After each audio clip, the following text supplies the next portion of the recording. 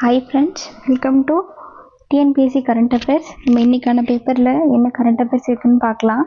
இன்றைக்கி 3 ஜூலை 2025 வியாழக்கிழமை. இன்றைக்கி பேப்பரில் என்னென்ன கரண்ட் அஃபேர்ஸ் இருக்குதுன்னு பார்க்கலாம்.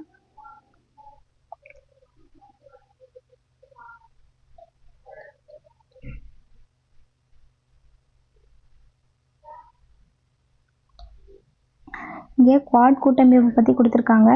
குவாட் கூட்டமைப்பில் மொத்தம் 4 நாடுகள் இருக்குது. என்னென்னா ஜப்பான், ஆஸ்திரேலியா, இந்தியா, அதுக்கப்புறம் அமெரிக்கா. இந்த 4 நாடுகளும் தான் குவாட் கூட்டமைப்பில் இருக்குது. இந்தியா, அமெரிக்கா, ஆஸ்திரேலியா, ஜப்பான், இந்த 4 நாடுகள் தான் இதில் இருக்குது. இந்திய பசிபிக் பிராந்தியத்தில் அமைதி மற்றும் பாதுகாப்பு ஸ்திரத்தன்மை ஆகியவை நிலவ வேண்டும். அதுதான் இந்த குவாட் கூட்டமைப்போட ஒரு நோக்கம். நேற்று இதை பற்றி நம்ம பார்த்துருந்தோம். இன்றைக்கி இந்த வெளியுறவுத்துறை அமைச்சர்கள், இந்த 4 நாட்டோட வெளியுறவுத்துறை அமைச்சர்கள் சந்திப்பு நடந்திருக்கு. நமக்கு குவாட் கூட்டமைப்பில் எந்தெந்த நாடுகள் இருக்குது அப்படின்னு தெரிஞ்சுக்கிட்டா போதுமானது.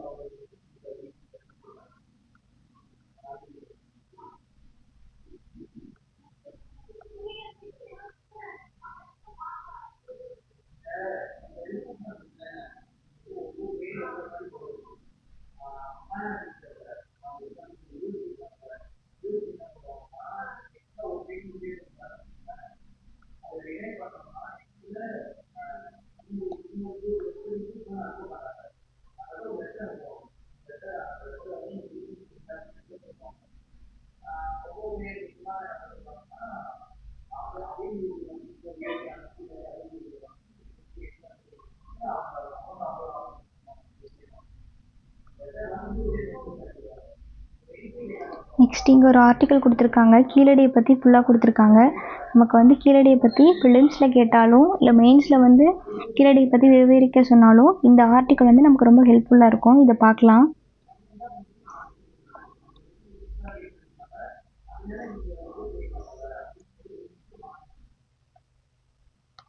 ஃபஸ்ட்டு கீழடியில் கிடைத்த 6 கரிம மாதிரிகள் ஆக்சிலரேட்டட் மாஸ் ஸ்பெக்ட்ராமெட்ரி ஆய்வுக்காக அமெரிக்காவில் இருக்க ஃப்ளாரிடாவில் உள்ள பீட்டா அனலிட்டிக் பரிசோதனை கூடத்துக்கு அனுப்பியிருக்காங்க. இங்கே என்ன சொல்லியிருக்காங்கன்னா, கிமு 3ஆம் நூற்றாண்டுக்கும் கிமு 6ஆம் நூற்றாண்டுக்கும் இடைப்பட்ட காலத்தை சேர்ந்தது அப்படின்னு கண்டறிஞ்சிருக்காங்க. அப்போ கீழடி கிமு 3 டு கிமு 6 இந்த காலத்துக்கு இடைப்பட்டது தான் இருந்திருக்கு அப்படின்னு சொல்லியிருக்காங்க. கீழடியில் 353 சென்டிமீட்டர் ஆழத்தில் கிடைத்த பொருள் கிமு 580வது ஆண்டை சேர்ந்தது அப்படின்னு கொடுத்துருக்காங்க. 200 சென்டிமீட்டர் ஆழத்தில் கிடைச்சது கிமு 205வது ஆண்டை சேர்ந்தது அப்படின்னு சொல்லியிருக்காங்க. இந்த 2 மட்டங்களுக்கும் இடையேயும் மேலேயும் பொருட்கள் இருப்பதால் கீழடியின் காலகட்டம் கிமு 6ஆம் நூற்றாண்டு முதல் கிமு 1ஆம் நூற்றாண்டு வரை இருக்கலாம் அப்படின்னு தொழில்துறை முடிவுக்கு வந்துள்ளது. பீட்டா அனலிட்டிக்கா என்ன சொன்னாங்கன்னா, கிமு 3ஆம் நூற்றாண்டுக்கும் கிமு 6ஆம் நூற்றாண்டுக்கும் இடைப்பட்ட காலத்தை சேர்ந்தது அப்படின்னு கொடுத்துருக்காங்க. இப்போ இங்கே 353 சென்டிமீட்டர் ஆழத்தில் ஒரு பொருள் கிடைச்சிருக்கு. அது கிமு 580ஐ சேர்ந்தது. இதுவே 200 சென்டிமீட்டர் ஆழத்தில் ஒரு பொருள் கிடைச்சிருக்கு. அது கிமு 205வது ஆண்டை சேர்ந்தது அப்படின்னு கொடுத்துருக்காங்க.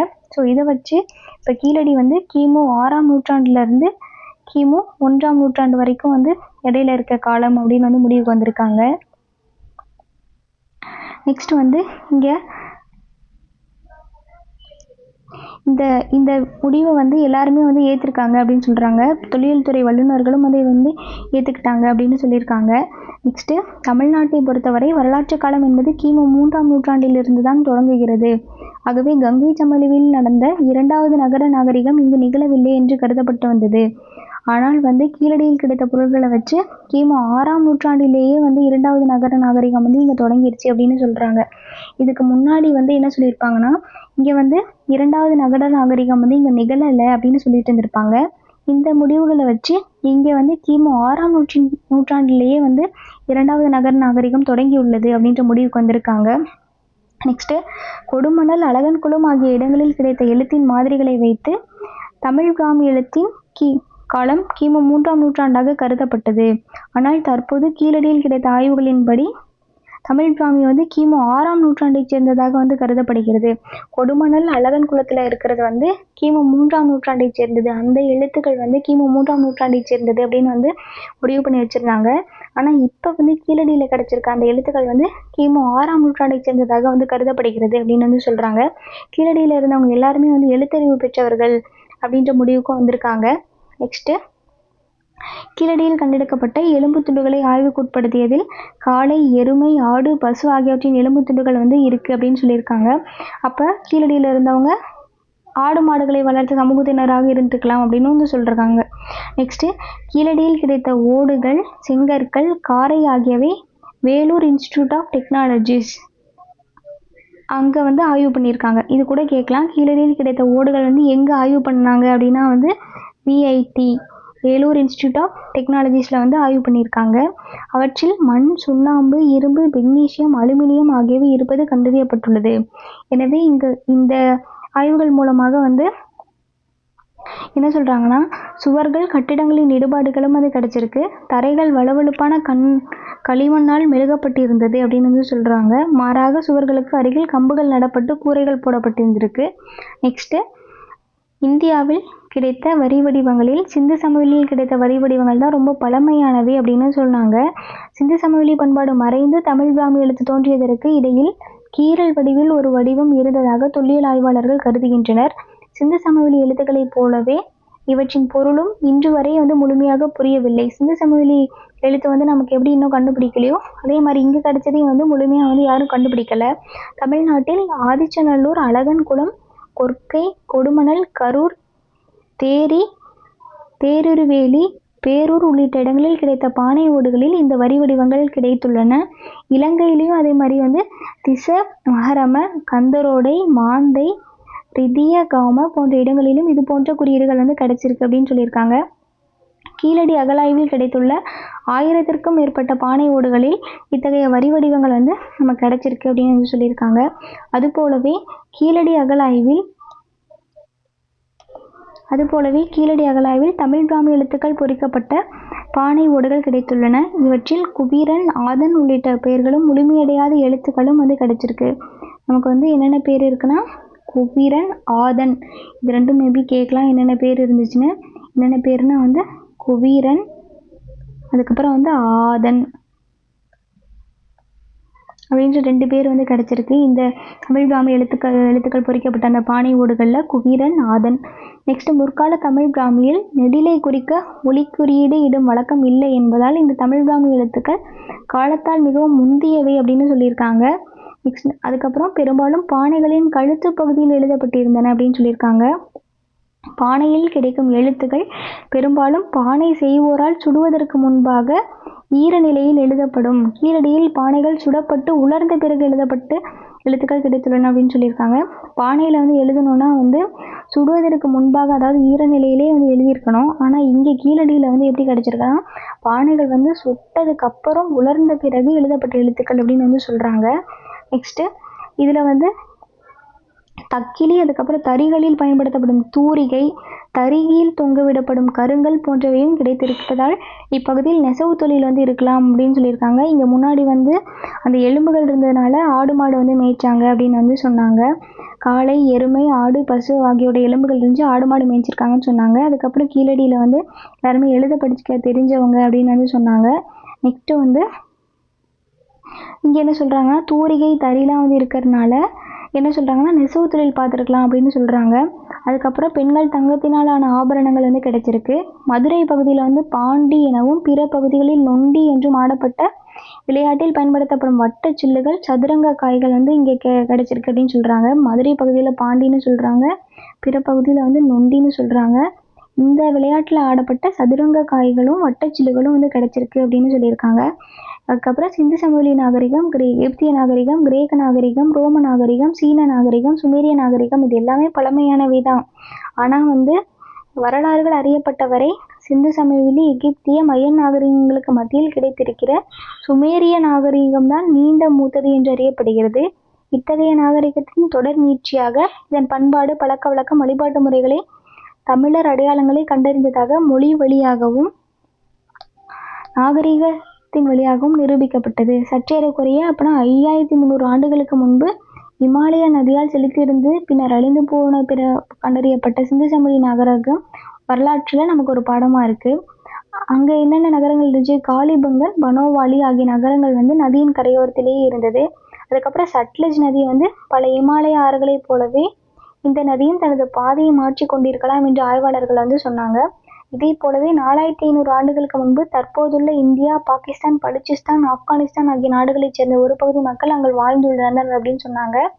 அதுக்கப்புறம் இங்கிருந்தவர்கள் தான் அந்த சிந்து சமவெளி மக்கள் அப்படின்னு சொல்கிறாங்க. அந்த பாகிஸ்தான், பலுச்சிஸ்தான், ஆப்கானிஸ்தான் அந்த இடத்துல இருக்கிறவங்களாம் வந்து சிந்து சமவெளி மக்கள் அப்படின்னு சொன்னாங்க.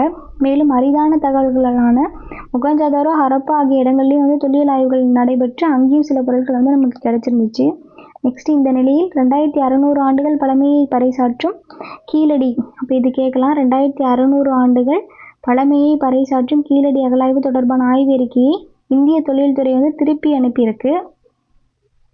இதில் வந்து கிமு 5ஆம் நூற்றாண்டு முதல் 8ஆம் நூற்றாண்டு வரை காலகட்டத்திற்கு திட்டவட்டமான ஏதாவது நிரூபணம் வேணும் அப்படின்னு வந்து கேட்டிருக்காங்க. அதனால தான் அந்த கீழடியோட ஆய்வு வந்து அகழாய்வு தொடர்பான ஆய்வறிக்கை வந்து திருப்பி அனுப்பியிருக்காங்க. அதே மாதிரி வந்து சிந்து சமவெளி பகுதியிலும் தமிழகத்தில் கீழடி உள்ளிட்ட பல்வேறு பகுதிகளிலும் கிடைத்த பானை ஓடுகளில் ஒற்றுமைகளை வைத்து பார்க்கும்போது சிந்து சமவெளி நாகரிகம் தான் திராவிட நாகரிகம் அப்படின்னு சொல்லியிருக்காங்க. இந்த கருத்தை வந்து ஏற்கனவே பல தொழிலாளர்கள் வந்து சொல்லிட்டு தான் இருக்காங்க.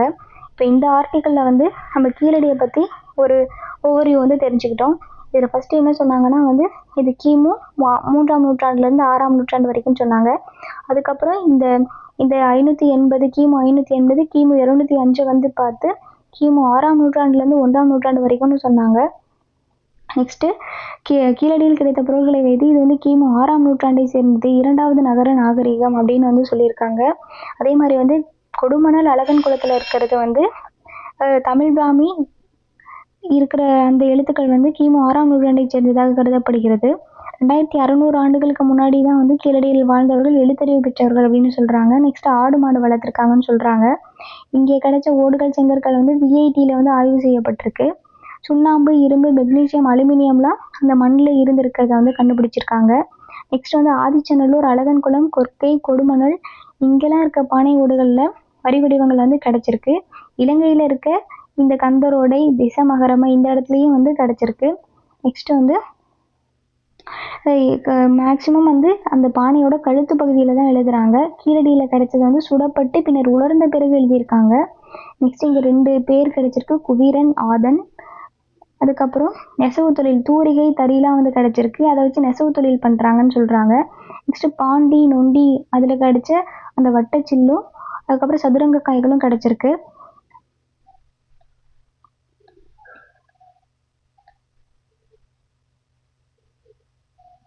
அவ்வளோதான், கீழடி பற்றி நம்ம ஒரு ஆர்டிக்கல் பார்த்துட்டோம். இதிலேருந்து கொஷின்ஸ் கேட்க நிறைய வாய்ப்பு இருக்குது. நெக்ஸ்ட் இங்கே வந்து மாம்பழத்தை பற்றி கொடுத்துருக்காங்க. மாம்பழம் தான் வந்து தேசிய கனி, இந்தியாவின் தேசிய கனி அப்படின்னு கொடுத்துருக்காங்க. பழங்களின் ராஜா அப்படின்னும் கொடுத்துருக்காங்க. நம்ம வந்து இந்தியா வந்து மாம்பழ ஏற்றுமதியில் வந்து 4வது பிளேஸில் இருக்காங்க அப்படின்னு வந்து சொல்லியிருப்பாங்க. மாம்பழ ஏற்றுமதியில் இந்தியா 4ஆம் இடம் வகிக்கிறது அப்படின்னு வந்து கொடுத்துருக்காங்க. இப்போ தேசிய கனி, பழங்களின் ராஜா மாம்பழம். நெக்ஸ்ட், மாம்பழ ஏற்றுமதியில் இந்தியா வந்து 4வது இடத்துல இருக்கு அப்படின்னு சொல்லியிருக்காங்க. நெக்ஸ்ட் இங்கே ஒரு திருக்குறள் கொடுத்துருக்காங்க.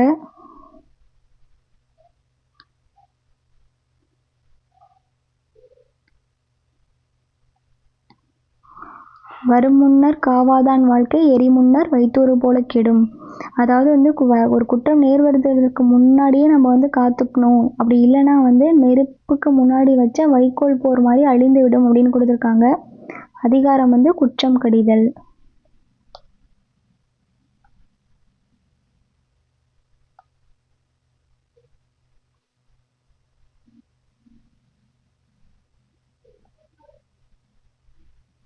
நெக்ஸ்ட்டு நேஷ்னல் ஹெரால்டு அப்படின்னு ஒரு வழக்குன்னு கொடுத்துருக்காங்க. இங்கே நமக்கு வந்து என்ன தேவைன்னா 1938ஆம் ஆண்டு முன்னாள் பிரதமர் ஜவஹர்லால் நேரு நேஷ்னல் ஹெரால்டு அப்படின்ற பத்திரிகை வந்து தொடங்கப்பட்டது அப்படின்னு கொடுத்துருக்காங்க. அப்போ நேஷ்னல் ஹெரால்டு அப்படின்றது வந்து யார் தொடங்கினா? நேரு தொடங்கியிருக்காரு. எந்த வருஷம்னா வந்து 1938 தொடங்கியிருக்காரு. 1938 நேஷனல் ஹெரால்டு நேரு தொடங்கியிருக்காரு. அதை வந்து இந்த பத்திரிகையை வெளியிடும் நிறுவனம் பேர் என்ன, அசோசியேட் ஜேர்னல்ஸ் அப்படின்ற நிறுவனம் தான் வந்து இந்த பத்திரிகையை வந்து வெளியிடுறாங்க. இது மட்டும் இதில் நம்ம தெரிஞ்சுக்கிட்டா போதும்.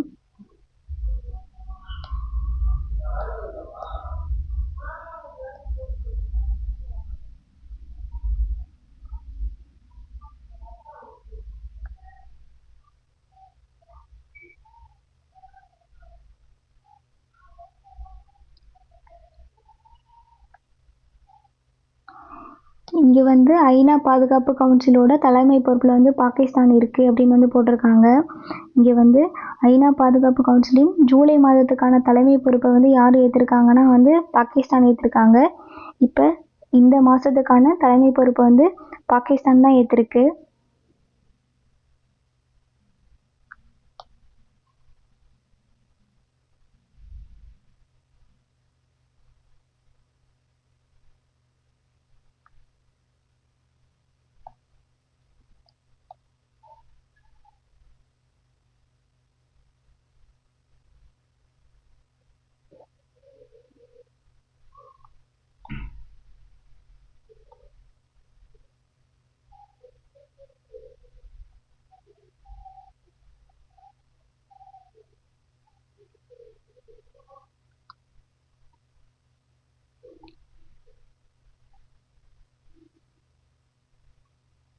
நெக்ஸ்ட்டு உள்ளாட்சி அமைப்புகளின் நியமன பதவிகளில் வந்து இப்போ வந்து யாருக்கு கொடுத்துருக்காங்கன்னா வந்து மாற்றுத்திறனாளிகள் வந்து வரலாம் அப்படின்னு வந்து கொடுத்துருக்காங்க. மாற்றுத்திறனாளிகளுக்கு வந்து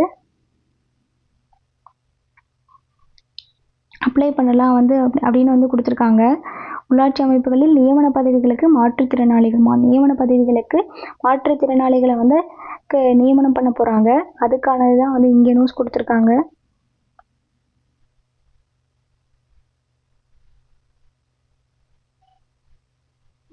எதில் வந்து நியமிக்க போகிறாங்கன்னா பேரூராட்சி, நகராட்சி, மாநகராட்சி மன்றங்களுக்கு வந்து உறுப்பினராக நியமனம் செய்ய போகிறாங்க. இதுக்கு முன்னாடி வந்து பெண்களுக்கு வந்து இடஒதுக்கீடு கொடுத்துருப்பாங்க. இப்போ வந்து மாற்றுத்திறனாளிகளுக்கும் வந்து இதில் இடஒதுக்கீடு கொடுத்துருக்காங்க.